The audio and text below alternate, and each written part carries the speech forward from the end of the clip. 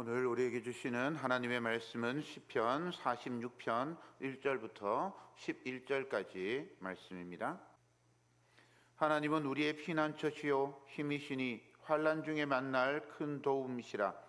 그러므로 땅이 변하든지 산이 흔들려 바다 가운데에 빠지든지 바닷물이 솟아나고 뛰놀든지 그것이 넘침으로 산이 흔들릴지라도 우리는 두려워하지 아니하리로다. 한 시내가 있어 나뉘어 흘러 하나님의 성 곧 지존하신 이의 성소를 기쁘게 하도다. 하나님이 그 성중에 계심에 성이 흔들리지 아니할 것이라. 새벽에 하나님이 도우시리로다. 문나라가 떠들며 왕국이 흔들렸더니 그가 소리를 내심에 땅이 녹았도다. 만군의 여호와께서 우리와 함께 하시니 야곱의 하나님은 우리의 피난처시로다. 와서 여호와의 행적을 볼지어다. 그가 땅을 황무지로 만드셨도다. 그가 땅 끝까지 전쟁을 쉬게 하시며 활을 꺾고 창을 끊으며 수레를 불사르시는도다. 이르시기를 너희는 가만히 있어 내가 하나님 됨을 알지어다. 내가 문나라 중에서 높임을 받으리라. 내가 세계 중에서 높임을 받으리라 하시도다. 만군의 여호와께서 우리와 함께 하시니 야곱의 하나님은 우리의 피난처시로다. 아멘. 오늘도 우리 하나님의 은혜가 함께하기를 소망합니다. 오늘은 교회에도 절기가 있거든요. 우리 아까 시작할 때 음력으로 우리 어제가 소설이라고 말씀드렸는데 우리 교회의 절기로는 마지막 날입니다. 오늘이 교회력으로는 마지막 날이고요. 원래는 성령 강림절 후 마지막 주일 이렇게 불렀어요. 제가 지난번에도 말씀드렸지만 성령 강림절 후부터는 일상의 절기라고 말씀을 드렸어요. 우리 일상생활 속에서 하나님과 동행하는 그런 절기입니다. 그래서 성령 강림절 후 22번째 주일까지 있습니다. 그 22주를 전부 그냥 일상에서 살아가는 거죠. 그 마지막 절기인데 이 마지막 날을 특별히 100년 전에 절기를 만들었어요. 온 세계 교회가 이 날을 왕이신 그리스도 주일로 지킵시다 하고 이 날을 왕이신 그리스도 주일로 지키게 되었습니다. 100년 전, 그러니까 1925년 이때 우리나라는 일제강점기였습니다. 유럽은 1차 세계대전이 끝나고 이제 온 나라들이 이 전쟁의 후유증으로 이긴 나라나 진 나라나 전부 다 힘들고 또 사람들끼리도 굉장히 많은 불화 속에 빠져 있었습니다. 그러다 보니까 이제 다른 나라를 돌아볼 여력도 없고 다른 사람을 도와줄 그런 힘도 없는 거예요. 그래서 우리 민족만 뭉쳐서 잘 살면 된다. 이런 주장들이 나오기 시작을 했습니다.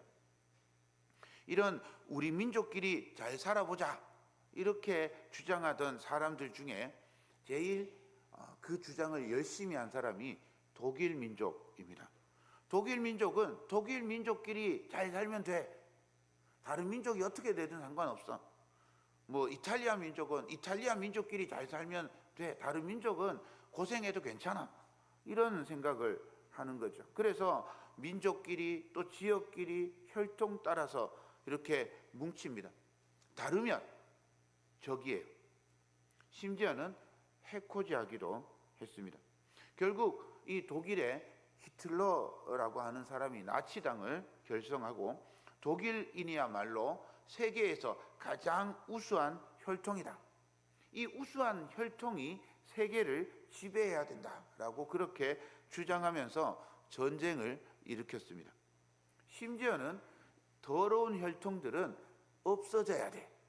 이렇게 주장을 하면서 유대인이니 폴란드 사람, 러시아 사람, 집시, 또 몸이 불편한 사람, 반체제 인사들, 동성애자들 이런 사람들을 집단 수용소에 집어넣고 나중에는 학살을 합니다. 심지어는 아동 학살 부대를 만들어서 아동들을 학살하기도 했답니다. 학살의 명분은 간단해요. 내 편이 아니면 다 적이다. 이때 정말 슬프게도 독일 교회는요, 이 히틀러가 메시아라고 추앙했어요. 자신들이 학살과 전쟁을 하는 게 하나님 나라를 만드는 일이라고 그렇게 미화를 했습니다. 우리나라 장로교도 일제강점기 때 신사참배, 황체요배 이런 거 할 때 그걸 우상숭배가 아니라고 면죄부를 줬죠. 천황이 우리의 왕이라고 그렇게 고백을 한 겁니다. 천황이 우리의 왕이라고 고백해도 예전에 우리 왕이 조선의 임금이었으니까 일본 왕이 우리의 임금이어도 괜찮다 이렇게 생각했던 건지는 모르겠어요. 그런데 예수 믿는 사람들에게 왕은 오직 예수 그리스도 뿐인 줄 믿습니다. 예수 그리스도보다 더 위에 어떤 것도 있으면 안 됩니다. 예수 그리스도보다 더 소중한 것은 어떤 것도 없습니다. 그런데 천황이 예수님보다 위에 있다고 그렇게 생각하는 거죠. 이런 사람들이 자기 민족 왕처럼 군림하고 온 세계의 왕이 되려고 그렇게 했습니다.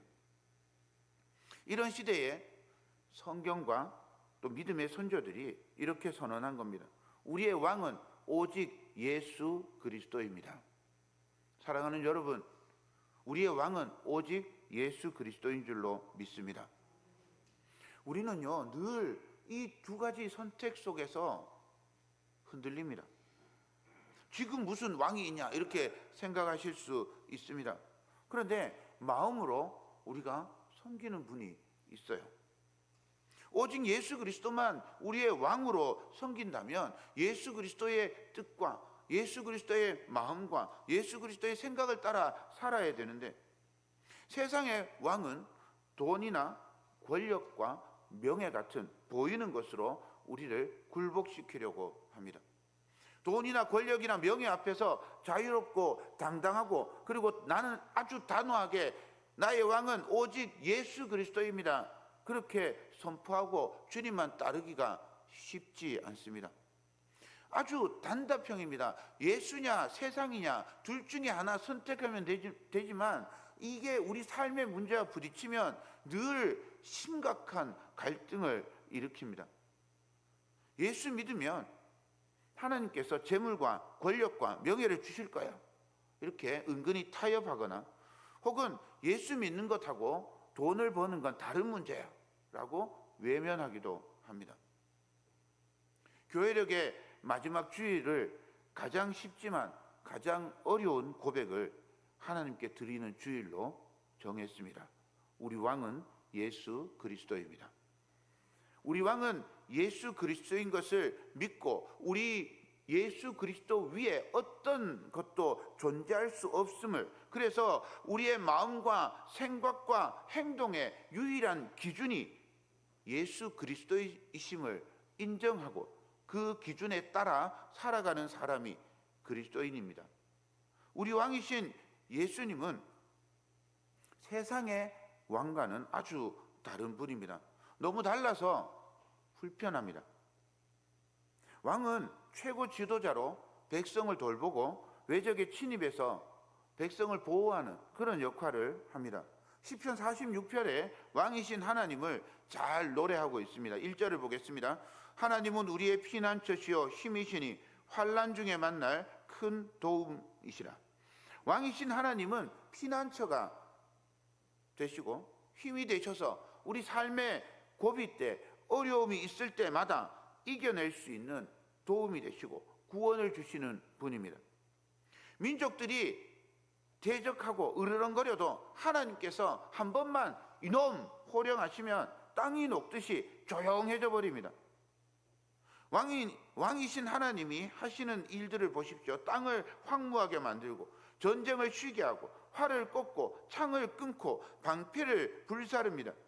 온 세상이 만군의 여호와 하나님 그분만이 왕이심을 믿고 높이고 경배할 겁니다. 이게 시편 46편에서 소개하는 왕의 모습입니다.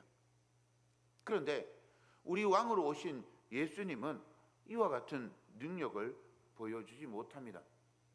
오히려 고난받고 수치와 모멸 속에서 저주의 상징인 십자가에 못 박혀 돌아가셨습니다. 태어날 때부터 왕으로 태어났지만 차마 왕이라 말할 수 없는 모습으로 오셨습니다. 그렇게 왕 같지 않은 왕으로 오신 예수님의 모습을 이사야 53장 2절과 3절에서 이렇게 소개하고 있습니다. 그는 주 앞에서 자라나기를 연한 순 같고 마른 땅에서 나온 뿌리 같아서 고운 모양도 없고 풍채도 없은즉 우리가 보기에 흠모할 만한 아름다운 것이 없도다. 그는 멸시를 받아 사람들에게 버림받았으며 간고를 많이 겪었으며 질고를 아는 자라. 마치 사람들이 그에게서 얼굴을 가리는 것 같이 멸시를 당하였고 우리도 그를 귀히 여기지 아니하였도다. 왕이신 예수님은 연한 순처럼 그렇게 힘없이 비실비실한 거예요. 마른 땅에서 겨우 나온 싹처럼 연약해요. 건드리면 죽을 것 같아요. 고운 모양도 없고 어떻게 훌륭한 모습을 찾을래야 찾아볼 수가 없습니다. 그래서 사람들이 멸시하고 사람들이 버립니다. 그런데도 불쌍히 여기지 않고 얼굴을 돌리고 함께 비난하고 조롱합니다. 고난받는 종이라 그러면 이해하겠는데 고난받는 분이 왕이랍니다. 왕으로 오신 분이랍니다. 이게 이해가 되지 않고 받아들이기가 너무너무 불편한 거죠. 예수님을 따르는 사람들, 심지어 제자들도 예수님께서 로마 제국을 물리치고 하나님 나라를 회복하고 그래서 다윗의 왕국을 재건할 뿐이라고 그렇게 생각했습니다. 그런데 왕으로 오신 예수님은 사람이 보기에 승리가 아니라 패배하기 딱 좋은 모습이고 대적을 물리칠 힘이나 능력은 보이지도 않았습니다. 베드로가 주는 그리스도시요 살아계신 하나님의 아들입니다. 힘있게 고백할 때 예수님께서 칭찬해 주셨어요. 예수님도 베드로도 모든 제자도 예수님이 그리스도이고 하나님의 아들임을 동의합니다. 그런데 문제는 다음의 말씀, 예수님의 다음의 말씀에서 드러납니다. 마태복음 16장 21절입니다. 이때로부터 예수 그리스도께서 자기가 예루살렘에 올라가 장로들과 대제사장들과 서기관들에게 많은 고난을 받고 죽임을 당하고 제3일에 살아내야 할 것을 제자들에게 비로소 나타내시니 예수님이 그리스도인데 왕으로 오셔야 되는데 고난을 받고 죽임을 당하고 제3일에 살아나는 일이 그리스도의 사역이라고 가르쳐 주셨습니다. 베드로는 예수님이 가르쳐 주시는 그리스도의 사역을 받아들일 생각이 1도 없었습니다. 베드로가 생각하는 그리스도, 하나님의 아들은 정복자, 승리자, 무력의 왕이고 세상에 말하는 왕이었어요. 이제 예수님께서 세상의 왕으로 임하셔서 모든 대적들을 다 물리치시고 하나님의 나라를 만들어 주십시오. 베드로뿐이 아니라 모든 제자들이 그렇게 바랬어요. 그런데 예수님께서는 그 베드로의 항변에 추상 같은 꾸지람을 주십니다. 16장 22절입니다. 사탄아 내 뒤로 물러가라. 너는 나를 넘어지게 하는 자로다. 내가 하나님의 일을 생각하지 아니하고 도리어 사람의 일을 생각하는도다. 같은 말씀을 하시고 들었는데 제자들은 전혀 다른 생각을 했던 것입니다. 같은 사건을 보고 전혀 다르게 생각하는 우리와 비슷합니다. 예수님께서 하나님 나라를 가르치시며 예수님을 따르는 사람들에 관해서 이렇게 말씀하십니다. 마태복음 10장 38절 또 자기 십자가를 지고 나를 따르지 않는 자도 내게 합당하지 아니하니라. 마태복음 20장 28절 인자가 온 것은 섬김을 받으려 함이 아니라 도리어 섬기려 하고 자기 목숨을 많은 사람의 대속물로 주려 함이니라.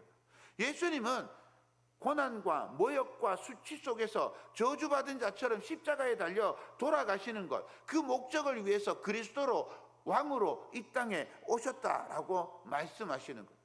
그런데 이 말씀을 그렇게 들었음에도 제자들은 여전히 세상의 왕을 바라고 있습니다. 사람들은 묻습니다. 십자가에 달리신 예수 그리스도가 어떻게 왕이 될 수 있습니까? 십자가에 달려서 온갖 모욕과 수치를 당하고 고난과 아픔 속에 돌아가신 분이 어떻게 승리하신 그리스도 왕이 되실 수가 있습니까? 차라리 왕이라고 부르지 말고 희생양이라고 부르면 조금이라도 동의할 수 있을 텐데 왕이라고 말하니 모순이 아닙니까? 바울은 이런 질문에 예수 그리스도가 어떻게 왕이 되시는지를 가르쳐 주었습니다. 십자가에 달려 돌아가신 분을 따르는 이들은 모두 죽어도 좋다고 생각하고 다메섹까지 그 사람들을 잡으러 바울이 갔어요. 그때는 사울이었습니다. 다메섹으로 가는 길에 하늘에서 빛이 비치고 음성이 들립니다. 사울아, 사울아, 내가 어찌하여 나를 박해하느냐? 주여, 누구시니까? 나는 내가 박해하는 예수라. 사울은 지금까지 자신이 하나님의 일을 아주 열심히 한다고 생각했어요. 그런데 하늘로부터, 하나님으로부터 들려온 음성은 그 반대였습니다. 가장 처참하고 저주받은 죽음, 십자가에서 죽은 예수님이 살아계시는 거예요. 지금 자신에게 나타나 말씀하시는 그 놀라운 경험을 하게 되었어요. 죽었는데, 돌아가셨는데, 가장 처참한 십자가에서 돌아가셨는데 그 예수님이 살아나신 거예요. 그 살아나신 예수님을 바울이 만난 겁니다. 그리고 깨닫게 되었습니다. 고린도전서 1장 18절입니다. 십자가의 도가 멸망하는 자들에게는 미련한 것이요 구원을 받는 우리에게는 하나님의 능력이라. 표적과 이적을 구하는 유대인들에게 예수님의 십자가는 말로 꺼내기기도 껄끄러운 그런 표적입니다. 나무에 달린 자는 저주받은 자라고 믿었어요. 그러니 나무에 달려 죽은 예수님은 하나님의 은총으로 부활할 수 있는 그런 존재가 아닌 겁니다. 저주받았잖아요. 나무에 달렸으면 저주받은 존재예요. 저주받은 존재가 어떻게 하나님의 은총과 능력의 상징인 부활을 경험할 수 있습니까? 어떻게 부활할 수 있어요? 이거는 모순이잖아요. 저주받은 자가 어떻게 은총받은 자가 될 수 있냔 말이에요. 모순인 거예요. 이해할 수가 없어요. 그래서 유대인들은 이걸 말하는 것 자체가 껄끄러운 거예요. 기적인데 말하기 싫은 거예요. 믿기도 싫은 거예요. 이거 자꾸 얘기하면 걸려서 넘어지는 거예요. 그래서 거리끼는 것입니다. 헬라인들은 어떻습니까? 십자가는 로마를 대적하는 사람들을 처벌하는 최고의 형벌입니다. 십자가는 형틀이에요. 이미 패배한 걸 뜻해요. 그런데 패배자가 어떻게 구원자가 될 수 있겠습니까? 그러므로 사람의 눈이나 지혜로는 이 구원의 역사를 이해할 수 없습니다. 그래서 바울이 고린도전서 1장 22절부터 24절에서 이렇게 가르쳐 줍니다. 유대인은 표적을 구하고 헬라인은 지혜를 찾으나 우리는 십자가에 못 박힌 그리스도를 전하니 유대인에게는 거리끼는 것이요 이방인에게는 미련한 것이로되 오직 부르심을 받은 자들에게는 유대인이나 헬라인이나 그리스도는 하나님의 능력이요 하나님의 지혜니라. 부르심을 받은 자들, 하나님께서 인쳐서 택하신 그 부르심을 받은 자들에게는 예수 그리스도의 십자가가 저주의 상징이 아니라 하나님의 은총의 상징인 것을 깨닫게 됩니다. 예수 그리스도의 십자가가 우리를 살려주는 하나님의 능력이고 우리를 살려주시기 위한 하나님의 지혜인 것을 알게 됩니다. 십자가에 달려 죽으신 예수님께서 우리 모두의 죄를 없애주신 겁니다. 지금까지 누구도 이렇게 생각하지 못했어요. 그냥 왕이 되셔서 세상을 정복하고 그냥 다 구원해 줄 거라고 이렇게 생각했는데 그게 아니라 하나님의 섭리 안에서는 누군가가 죄를 대신 져야 하는 거예요. 이사야 53장 5절입니다. 그가 찔림은 우리의 허물 때문이요 그가 상함은 우리의 죄악 때문이라. 그가 징계를 받음으로 우리는 평화를 누리고 그가 채찍에 맞음으로 우리는 나음을 받았도다. 예수님께서 십자가에서 당신의 죄를 당하시고 형벌을 받아서 죽은 것으로 그렇게 생각했는데, 그게 아니라 사실은 우리를 살리기 위해서, 우리의 허물과 죄를 없애기 위해서 우리가 죽어야 될 그 십자가에, 우리가 찔려야 될 그 창에, 우리가 맞아야 될 채찍에, 우리가 받아야 될 그 멸시와 조롱과 그 수치를 예수님께서 몸소 당하시고 마침내 우리가 죽어야 될 그 죽음에까지 예수님이 내려가신 거예요. 우리가 죽어야 될 죄를 대신 지시고 우리 대신 예수님이 돌아가셨습니다. 사람이 경험할 수 있는 가장 낮고 천한 자리, 가장 비참한 죽음의 자리를 몸소 경험하신 예수님은 이제 어떤 사람의 아픔도 슬픔도 고통도 모두 짊어지시고 악한 사람, 실패한 사람, 흠 많고 탈 많은 사람, 믿음 없는 사람들과 함께 하신다는 말씀입니다. 사랑하는 여러분, 지금 여러분을 혹시 힘들게 하고 불편하게 하는, 그래서 없어졌으면 좋겠다고 생각하는 사람 있습니까? 그 사람 옆에 불편하지만 예수님이 계십니다. 예수님이 거기 계시니 우리도 거기로 가야 합니다.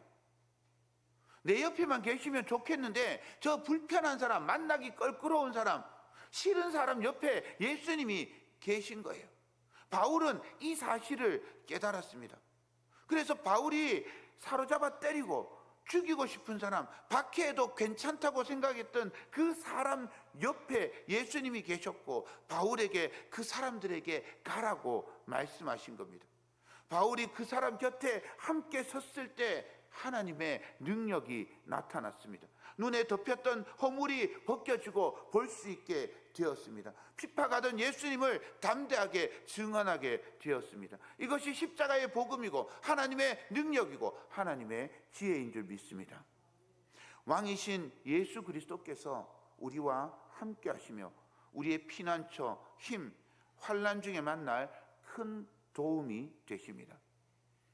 우리가 경험하지 못한 환난, 우리가 경험하지 못한 어려움을 친히 몸소 다 경험하신, 우리가 경험할 수 있는 모든 아픔과 모든 고난들을 다 경험하신 그 예수님께서 왕으로 오셔서 우리의 모든 고난과 환난과 역경들을 다 피할 수 있도록 피난처와 요새와 도움이 되어 주십니다. 오늘 시인은 피난 가지 않을 상황, 또 힘이 필요한 때 환난이 없기를 바라지 않습니다. 이방은 여전히 소란스럽게 떠들고 나라와 나라가 전쟁을 벌이고 있는 현장에서 우리는 살아야 합니다. 어디를 보아도 벽에 막힌 듯한 경험, 어디를 가도 내 한몫 의지할 곳 없는 그런 시간을 보낼 때 사방이 우리를 대적하는 이들로 가득할 때가 있습니다. 그때 4절 5절을 보십시오. 한 시내가 있어 나뉘어 흘러 하나님의 성 곧 지존하신 이의 성소를 기쁘게 하도다. 하나님이 그 성 중에 계심에 성이 흔들리지 아니할 것이라. 새벽에 하나님이 도우시리로다. 심각한 위기, 어떻게 할 수 없는 그 고난 앞에서 하나님의 성, 하나님께서 계시는 하나님의 나라가 예수님을 우리 왕으로 모신 성도에게 임하게 될 것입니다. 폭풍이 몰아쳐도 등대는 끄떡없습니다. 우리의 모든 고난과 아픔과 허물과 죄를 대신 지신 우리 왕이신 예수 그리스도께서 우리와 함께 계시니 우리는 든든합니다. 우리 주님 앞에서 풍파도 그치고 어두운 밤도 환하게 밝혀주실 것을 믿습니다. 10절입니다. 이르시기를 너희는 가만히 있어 내가 하나님됨을 알지어다. 내가 문나라 중에서 높임을 받으리라. 내가 세계 중에서 높임을 받으리라 하시도다. 이 말씀은 하나님께 집중하라는 말씀입니다. 하나님께 집중하면 하나님이 우리 왕이심을 알고 믿고 인정하게 될 겁니다. 우리와 함께 계신 하나님께서 우리 삶에 주어진 모든 상황들을 합력하여 선을 이루실 것을 깨닫게 될 겁니다. 아픔이나 질병이나 슬픔이나 좌절, 오해나 갈등, 가난과 고통, 시비와 다툼, 우리 삶에서 사라졌으면 싶은 것들이 하수구에서 올라오는 날파리처럼 그렇게 끊이지 않고 우리에게 다가옵니다. 그런데 그게 없어지는 게 아니라 우리와 함께 하시는 하나님, 우리 왕 대신 예수 그리스도께서 그 모든 것들을 다 합쳐서 그 이유를 알 수는 없지만 우리의 눈물로 빚으시고 우리의 고통으로 깎고 갈등으로 다듬어서 하나님의 걸작품으로 만들어 가실 것입니다. 우리를 아름답게 만들어 가실 우리 왕 예수 그리스도와 동행하며 살아가는 복된 날 되시기를 주님의 이름으로 축원드립니다.